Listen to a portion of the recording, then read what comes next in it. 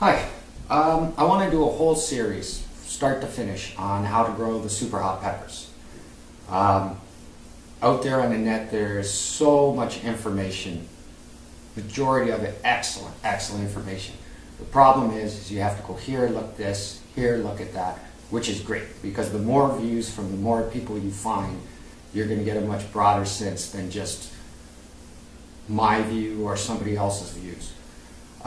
So in my first video, what I wanted to do was basically some of the essentials for organic gardening of your super hot peppers. I'm going to go through a couple different items, products, why I use it, some products, why I choose not to use it, and basically explain the different uses and why they're there for the gardening. So first of all, we've got your seed starting mix. When you're looking for a seed starting mix, especially if you're going to be going the organic route, is be very careful on the product you pick up. If you pick up one that is packed with Miracle-Gro, not that I'm just pointing them out, but something that's got a very high NPK, you're basically starting your plant in a dead soil. As soon as it comes out, it's getting hit with 3 nutrients, and that's it. The soil itself is basically dirt. So when you do pick your starting mix, try to get one that is an organic product. Basically got coconut coir, sorry. It does have peat moss in it, just not the high amount. I'm not pushing any certain company, any product. I'm just saying try and start off with an organic starting mix. That is going to help your seed right from the get-go to be able to feed, have the beneficial bacteria, microbes, nematodes, right there from the start. Another thing that I mix, this I just use as a start. Another thing that I mix in is, in the States, it's called rock dust. In Canada, we call it volcanic mineral plus, I guess because rock dust has kind of negative connotations here in Canada for the people that like the little glass pipe. A lot of people ask me, why do I use this? The reason they ask me this is because they know about it. They don't see the benefit from me growing the super hots, because by using the rock dust, you're basically feeding everything that's living in your soil. That's going to give you a higher nutrient content in your finished product. Now, when you're sitting there talking about high nutrient density in something like a Carolina Reaper, where if you eat one, you're basically going to throw up right after. So what is the benefit of having higher nutrient pepper when you're only going to really be eating one? The reason is the healthier the soil, the healthier the plant. That plant is going to be able to fight off diseases and pests a lot better than just being grown basically in Miracle-Gro and dirt. So I use the rock dust for feeding of my soil. I use massive amounts of it, especially in my worm bins. I was talking to Gary over at the Rustic Garden the other night, and we were discussing the benefits, the pros and cons. And one of the things that I mentioned to him is, I don't know why this works in my worm bin. Is it because of all the different minerals? I don't know. It could be, or it also could be that worms just have tiny little gizzards and they need something to break it down. Eggshells is a good thing, sand is a good thing. I just happen to use the rock dust. So is it because of the minerals, or is it because it helps the little guys eat through their food? Either way, don't know, but I know it works. Once your earth is up and running, your soil is going, you basically don't really need to fertilize. Adding compost is great. That's giving you what you need. I do a huge amount of composting because I work in the restaurant industry. So I am lucky that I can bring pails home, loads of coffee grounds. The only thing that I keep separate is my onion peels. They are great in the composter, but in actually my worm bins, the worms seem to stay away from the onion peels. I don't know if it could be acidic, I don't know if they don't like the flavor, but they won't even eat the food around the peels. So that's fine, I just keep them separate. They go in the compost and they do a great thing. So, but starting out, until you've got your soil level. This is a Miracle-Gro product. Like I say, I've got no problem with the company. But this is the organic plant food. It's a 712. So therefore, you're not looking at numbers. Basically, the highest I've ever gone on any number is a 10, and that's a bone meal. Everything else, I really, really would like to keep it very neutral, very, very slow release. Let those plants take what they need as opposed to being force fed. So, for my starting off on my fertilizer, I do use Miracle-Gro Organic Choice. Again, it doesn't matter what make, what product. Go out, find whatever you can find at the cheapest price, and keep the numbers low, keep them long lasting, because once they're outside in the ground, I use container gardening, there's no more need for this. This bag should last you a lifetime. A lot of people growing peat moss, especially the pot and container gardeners. I did for years. I'm from Canada, where we have loads and loads of peat bogs, but they really are not a renewable source. So last year I was searching high and low for coconut coir. Don't I come across this company called Millennium Soil Corp, the biggest supplier in North America. Where is it situated? Basically my backyard, here in St. Catharines. Went online, saw the prices. They don't have a store, they're a shipping area, warehouse. It all comes from Sri Lanka. So I called them up, I was talking to them, I believe his name was Carl, CEO, last year, and I was explaining the situation, what I wanted to do, why I wanted to do it, and I saw the price. It was $8 for a big bale. When you go to the store, you pay about $7 for a brick. I'll show you a brick. It's $7 for a brick of coconut coir. Now this expands 8 to 10 times. So this brick here is produced for your standard outside planter boxes that you'd have below your windowsill. So you add your water, it's going to come to this. There's a few negatives with coconut coir. One is that it's basically inert. It's a growing medium. There is not a lot of food source in here whatsoever. Because it's been dehydrated, packed, there's nothing living in here. This is just an inert growing medium. What I started doing last year, instead of adding the water, I was using a vermi tea, I was using a compost tea to get these to grow. Not grow, but by doing that, I've basically taken an inert soil product and turned it into a living biodiversity product. Now all of a sudden, especially by using with the compost tea and the vermi tea, you now have a living soil with nutrients, and this is a renewable product. This was going to be thrown away.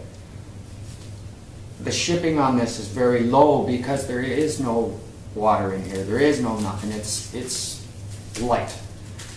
So as I was saying, I went online. I saw that they were $8 for the bale. Now one bale will, when expanded, will fill a large wheelbarrow.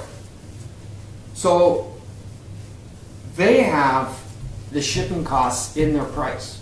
So with me being from St. Catharines, them being from St. Catharines, when I finally went and did meet up with Carl, bought the product. I thought there was a huge mistake on my bill. I got 3 bales, large, 1 small. I got the small basically just to show the video, easy to lift, easy to carry, for $13.95 for going and picking it up there. So basically for $13.95, I got 3 wheelbarrows of growing medium and a planter box. The price of that alone should get you to stay away, if you can, from the peat moss, just because it is a renewable source. That's why I'm into the organics. One thing that John over at Growing Your Greens has taught me since day one is it's so much better to reuse than recycle. I'm not putting down recycling, but the transportation costs, the CO2 emissions, carbon footprint on recycling is less than making a new product, but it's still much more than reusing a product you already have. I'm going to go walk off camera here for a second because I'm going to show you the size of 3 wheelbarrows of coconut coir.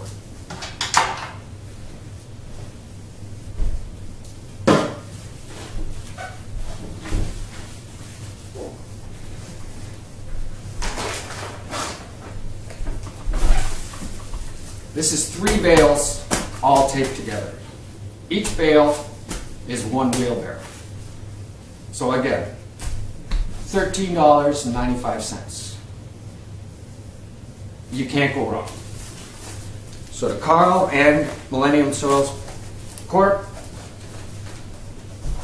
I extremely thank you, and I do give you a shout out. Now, eggshells, there's many things that peppers like. I mean, most plants, basically vegetables, are going to live and eat in the same sort of area.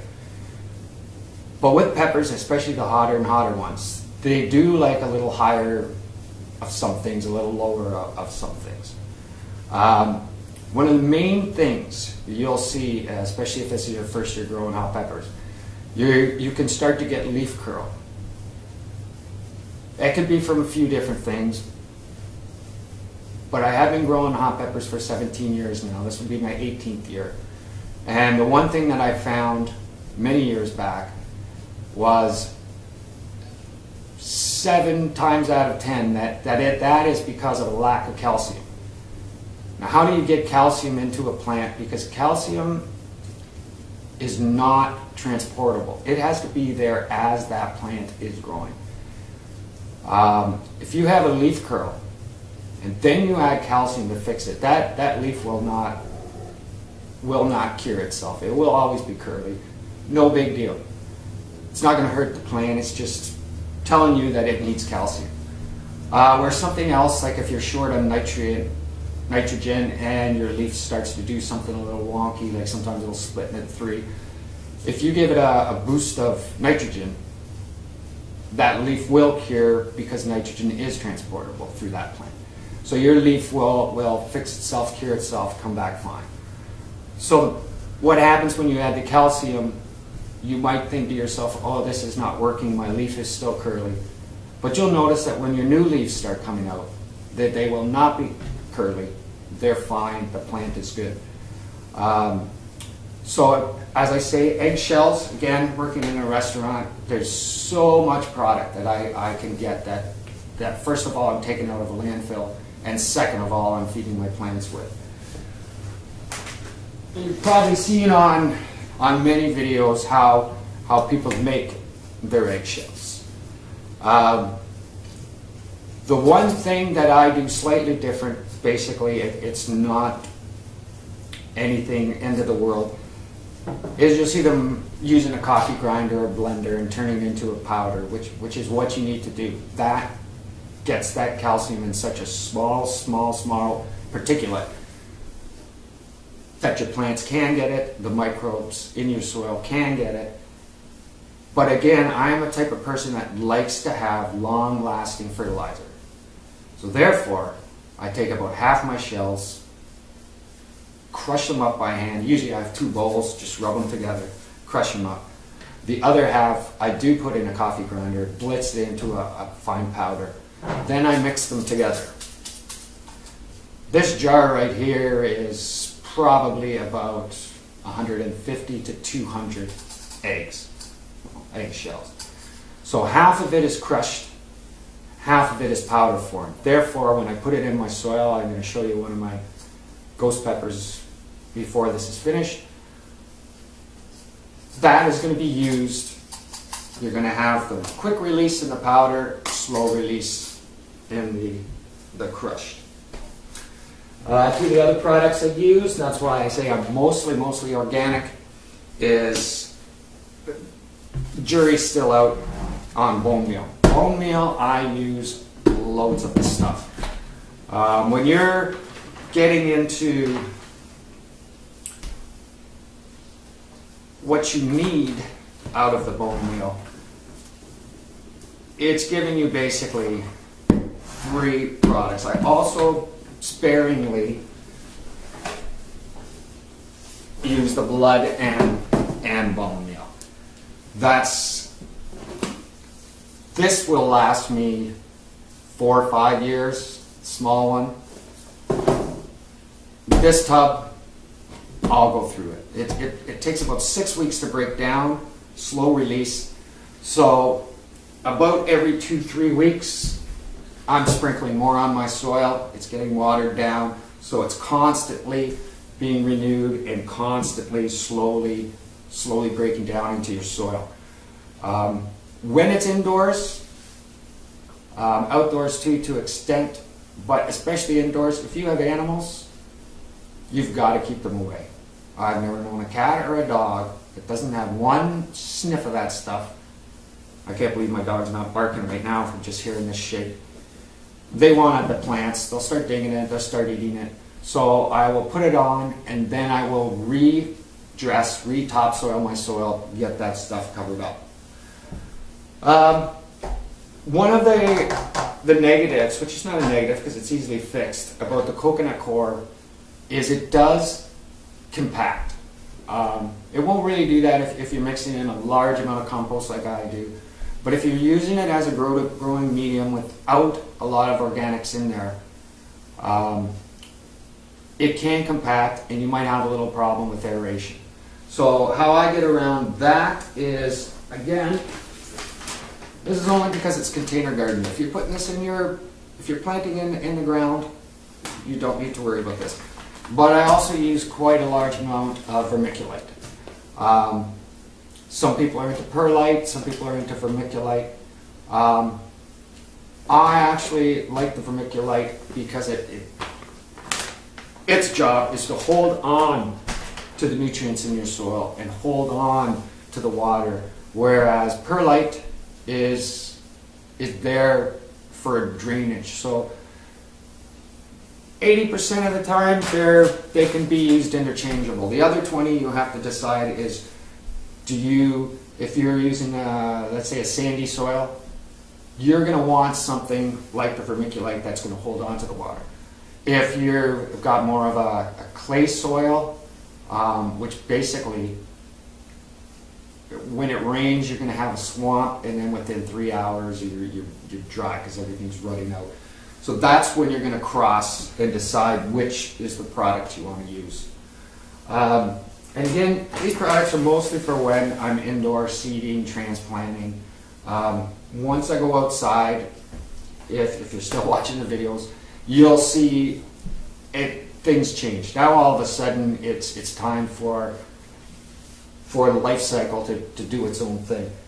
So inside I use potting soil. I've got two different things here because I'm not plugging any company, but the reason why I choose these is they're both microactive, so they have mycorrhizae in here. I'll be getting to that in a minute. This, once you know that you've got mycorrhizae and it's active in there, you know that you're dealing with an organic product because it won't live in a high NPK. One thing about mycorrhiza, for quite a few years I was dipping my seeds. I'm still going to do it this year. Dipping my seeds in it, and then as I transplanted, using more, and then using more. Well, I found out over this winter, supposedly, that basically once it's activated, if it's not touching a root within 48 hours, it's going to start to die. Now, anybody that's grown the superHots knows sometimes it takes a long time for germination. So I'm pretty sure that the mycorrhiza is dead before my seed even starts to sprout. But it's an expensive product per weight. $22 for a tiny little bag, but it's basically like flour. Like there's so much that you get out of this that by me dipping my seed in, if it works, great. If it doesn't, great. I mean, this is 5 years worth of mycorrhiza right here. So I'm still going to dip it, and I do know that when I do retransplant, that it will be working because it's going to be touching instantly. You just dip straight in. Some people it's water soluble. Some people put water in it. Check out the mycorrhiza here in Canada. It's the Garden Pantry. It's out of Victoria. When I ordered it, the computer just automatically put on a $10 shipping charge. Then she emailed me back and stated that because, you know, it was such a light product, it's going to sit in an envelope. They refunded my credit card by $5, which I thought was excellent. I never asked for it. I never did it. They just did that on their own. So to the Garden Pantry in Victoria, I thank you very much for the $5 rebate on that. Epsom salts. I was saying the peppers like certain things on other plants. One is they love sulfur. The other is they love magnesium. Epsom salt basically is in chemical form MgSO4, which is your magnesium, your sulfur. I've seen a lot of people cutting up matches for sulfur. I do know it works because I tried it. But a lot of times I will pull up some plants, 2 or 3, to bring inside for the winter. And when I'm washing off the roots, I will see a little burnage, and it seems where I've put my matches. So I think I have not been spreading them out enough. I have not been keeping them far enough that the roots are stronger by the time they get there. So yeah, for years now and for years to come, Epsom salt. I use it as a foliar spray, and I also use it in my planting medium.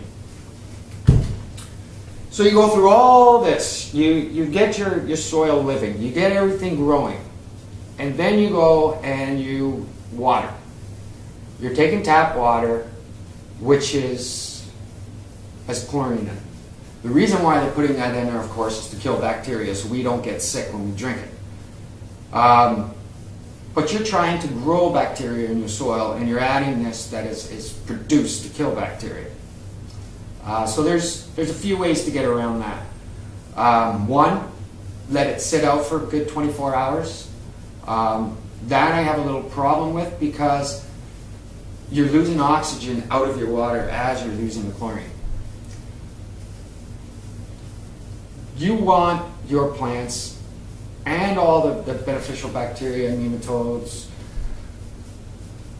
you need the oxygen in there. So my second favorite thing to do, which I do for many, many years, is basically you're making a compost tea without the tea. You're getting your water, you're putting a fish pump in there,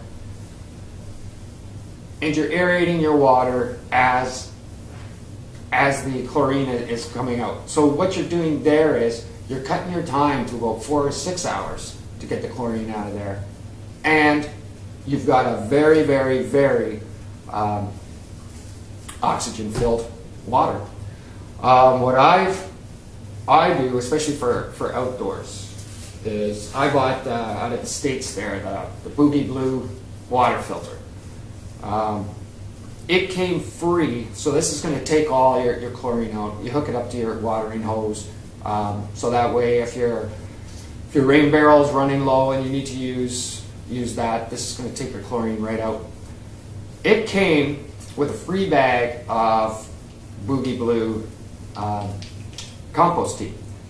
Because I went through the deal on growing your greens with John Kohler, and this got through the border to Canada. My seeds, I'll show you the one seed in a minute. I mean, I got many seeds, but I only bought one new this year. But they wouldn't let the compost tea go through. I understand, you know, you don't want pathogens getting spread around, but let's be honest, we're in North America. A bacterium, a bird, a bat, because there's a lot of bat guano in there, it doesn't know it's going to another country. It's not flying from the States, gets to the Canadian border, and went, well, I'm coming to Canada, I better stop. So I think they don't have a lot of education on how this as the Border Patrol, basically, to not let that go through. Because basically a border is just a made-up, imaginary line. I nearly forgot about this, which was great. In my seed mix, I was saying when I start, I put in the rock dust. I put in a very, very small amount of the organic fertilizer. But this is basically, it's going to give my soil not everything, most of what it needs. It's got the bacteria in there, it's got the food. Later on in the videos, you're going to see the worms, and more worms. So this is your worm castings. That goes straight in. Honestly, I live by the worms. When the things go outside, again, I keep talking about John. He did an episode where I work. This is where the romaine lettuce comes in. He did an episode on above ground gardening for people that either rented or so they couldn't dig up the yard. I just bought my place in April, so last year I had my garden in one area. This year is going to be somewhere else until I find out where my plants do the best. Then I will build a raised bed. Until then, I'm still going to continue gardening. So he had these, they stack so easy. You had these, you fill them up, put your dirt in there, you fit two, they probably fit three in there, I fit two plants in. Then, a couple months, close to a year later, he did one on this earth barrel, which basically is a big barrel with holes. Plants all up the side. And then your actual worm bin right down the center. And it was like a light bulb went off in my head. Here I have been growing these. I've got worms growing everywhere. Thought, why not? So you got to pretend for a second that this apple juice container is a 4-inch PVC pipe. So what I started doing last year is I've got the pipe right down in the center. I got my plant on either side, and in each one of these, I've got about 40 of them. In each one of these, I have an active, not right now because they're inside, it's wintry and cold outside, believe me, an active worm farm in every one.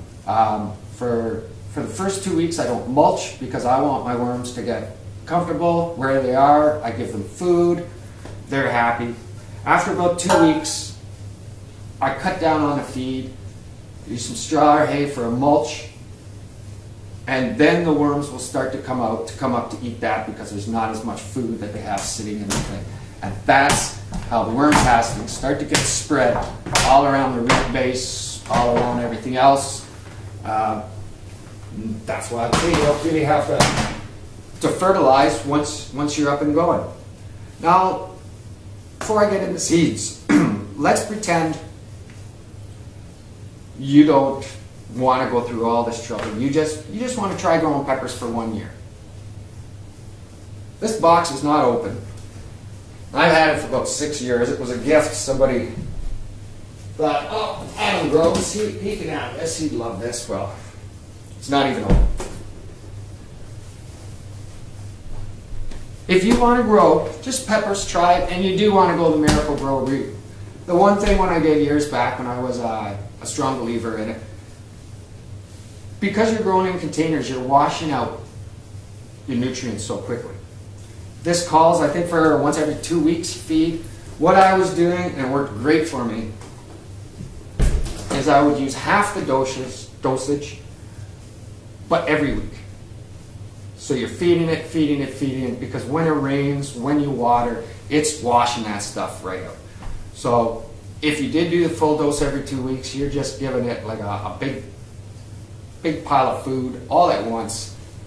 And then by the time your next 2 weeks, there's nothing left in there. It's all been washed away. So I strongly recommend, if you are going Miracle Grow, half dosage every week instead of full dose every 2 weeks. When it gets to the point where your flowers are starting to turn to peppers and they are starting to grow, then I actually double up. I did do a full dose every week instead of a full dose every 2 weeks. I only use grow lights if they start getting leggy. So I could have a video on growing or grow lights, but if I don't need to plug them in, I won't. They've been made for years. I've got to set it up. It's something I choose that I only do. But what I do use is the CFL, but you want the daylight. The lumens is how much light output it gives. So yes, a higher lumen is better. I'm not saying it's not. But if your kelvins is low, it doesn't matter. A low Kelvin is good for flowering. A high Kelvin is for the leaf growth, the greenage. And that's what we're trying to do here indoor, is to grow the greens. We don't need any peppers grown. We don't need any flowers. That's July and August. So the daylight CFLs, they're running around a 6,500 Kelvin unit. And that's what you want for your grow lights. I have two. One is still in the box, but I have 2 greenhouses. That's what I grow indoors with.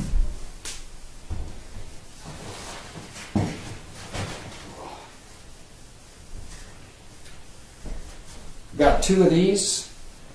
They're just the cheap little plastic greenhouses, but I'll tell you, they get so hot that during the afternoon, when the full sun's on them, you do have to open up that door or you're going to cook your plants. The reason why I use it is because I don't use a heating mat. And you need to get your temperature up on that soil for those seeds to germinate. If they don't germinate, if they don't get the heat.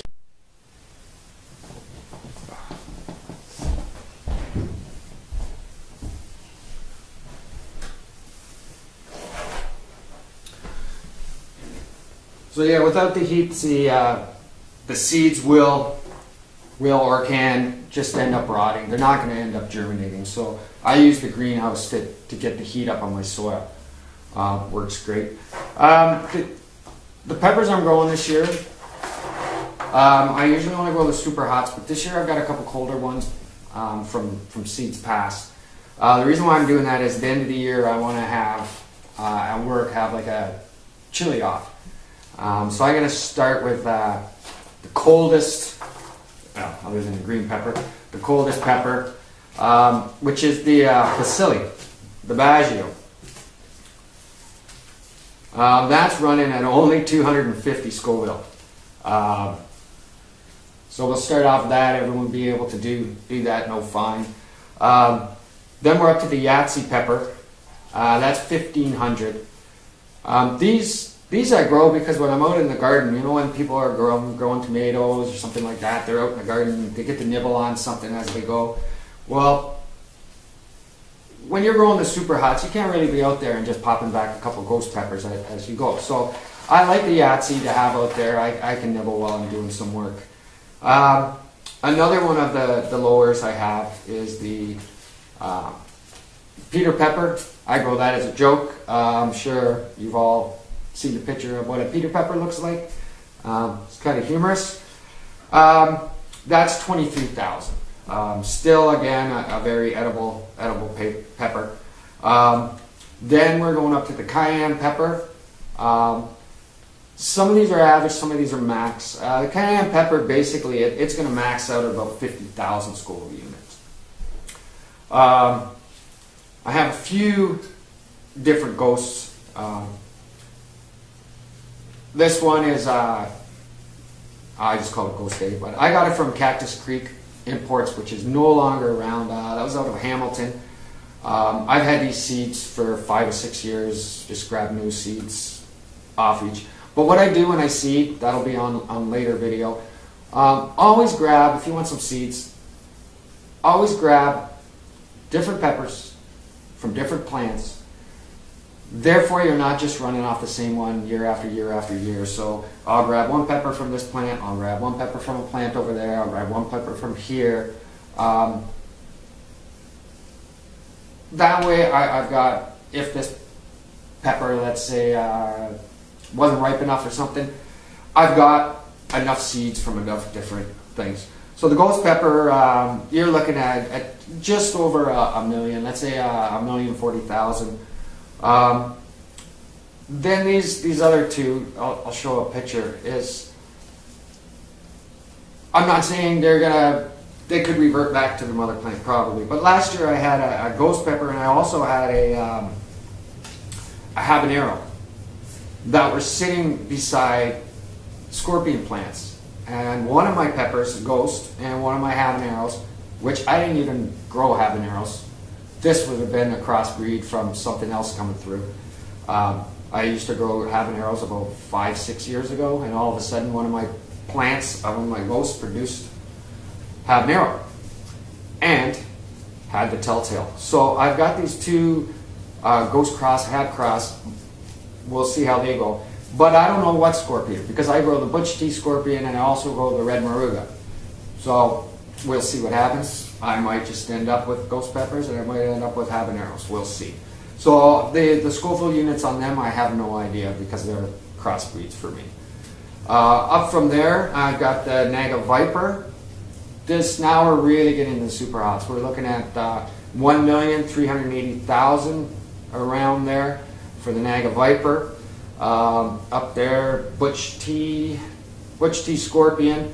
Now we're just under 1.5 million. I think the average is like 1,460,000, 1,465,000, something like that. Now we're really starting to move up.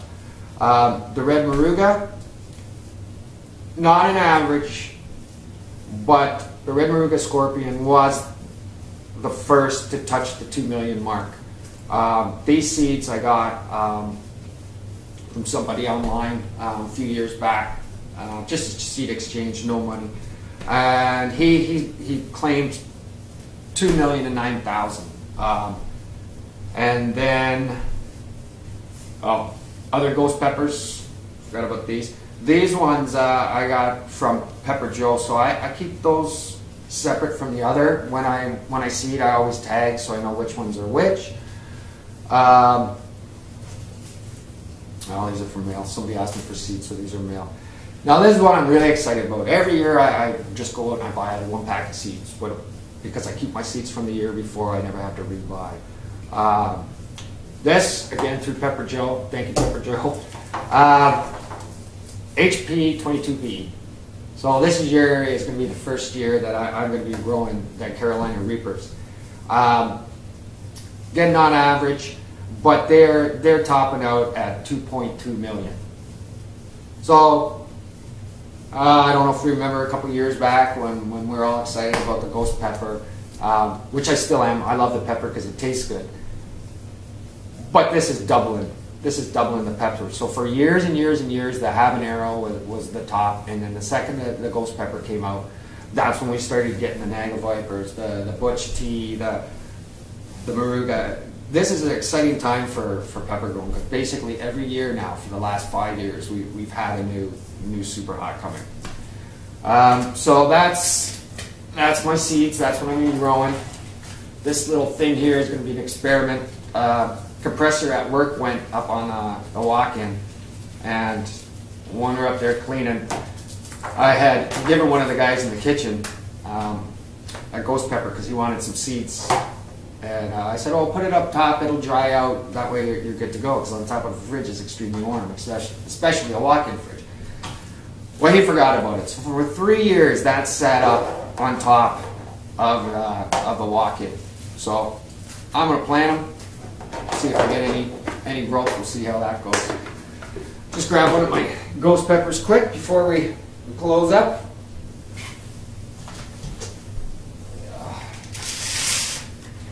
These are ratty looking things because this guy is 3 years old.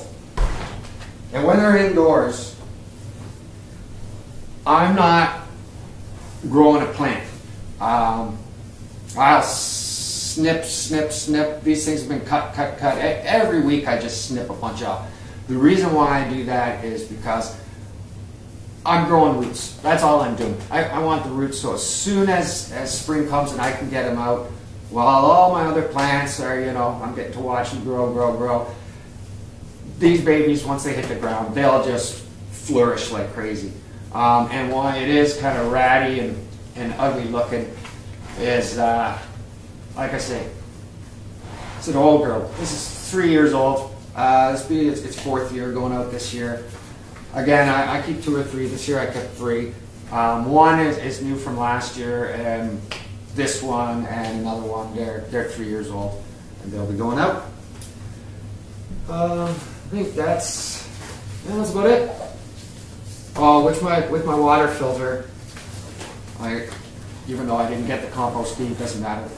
I got a free compost tea bag, which is great. For years I was using the nylons, and neighbors thought I was kind of weird when they see me out there with buckets and bubbling compost tea or vermi tea, and there I am with a big nylon stocking for my compost tea. So I'm quite happy about that bag. Again, that came free with my water filter. Okay, great. Later on this afternoon, I'm going to start seeding. If you are interested in the superHots and you want to see right from start all the way to the end of October, learning about some composting, learning about tea. Later on when the worms go out, spend a lot of time with worms. So yeah, if you're interested in learning, or just maybe you are a pepper grower yourself, you already know all this and you just want to watch, see how I'm doing, subscribe, either like or dislike. And again, if you're a grower and you've got a couple videos, please in the comments below, drop me where your site is. I would love to come over and see how other people are doing for the year. Okay, great. Have a great day. This is Adam saying bye.